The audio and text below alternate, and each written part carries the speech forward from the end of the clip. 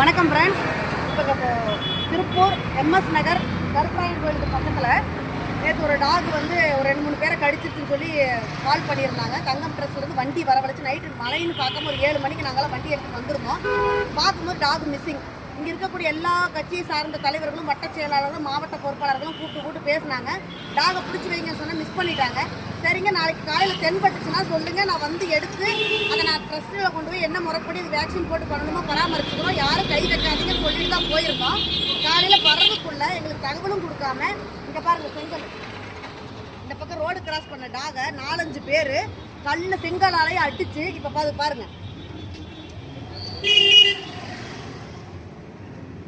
ரொம்ப சீரியஸாக உயிருக்கு துடிச்சிட்டு இருக்கு. ரொம்ப சீரியஸாக உயிருக்கு துடிச்சிட்டு இருக்கு. அது குலைக்குமானே தெரியாது. எதுக்கு இந்த மாதிரி வேலையை செய்கிறாங்க? சட்டத்தை ஏன் கையில் எடுக்கிறாங்க? ஒரு நாய் கடிக்குதுன்னா நீங்கள் சொன்னீங்க இல்லையா, கடி நாய் இறந்து இத்தனை பேருக்கு அடி வாங்குமா? கடிக்குதுன்னா நாங்கள் தான் ரெஸ்கியூ பண்ண வந்திருக்கல. நேற்று 7 மணிக்கு வந்தோம் இல்லை, வந்து நாய் கிடைக்காம தானே போயிட்டோம்.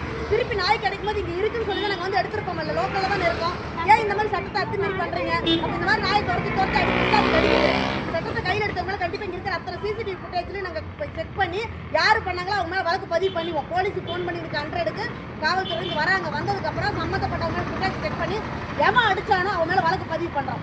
யார் சட்டத்தை கையில் எடுக்கிற உரிமை யார் கொடுத்தது? ஒரு உயிர் எடுக்கிற உரிமை யார் கொடுத்ததுங்க? யாருக்கு அந்த ரைட்ஸ் இருக்கு? அடிச்சு கடிக்குது துரத்துதுன்னா அதுக்கேற்ற மாதிரி முறையை என்ன பண்ணுமோ அதான் பண்ணும். அடிச்சு கொள்ளணும்னு அப்புறம் எங்களுக்கு கூப்பிடுறீங்க. சட்டம் இருந்துச்சுன்னா அடிச்சு கொண்டிருக்கலாம்ல. ஏன் இந்த காரியத்தை பண்றீங்கன்றது வன்மையாக கண்டிக்கிறோம். நிச்சயமா சட்டத்தை கடமையை சொல்லி பிஏபி சும்மா இருக்காது.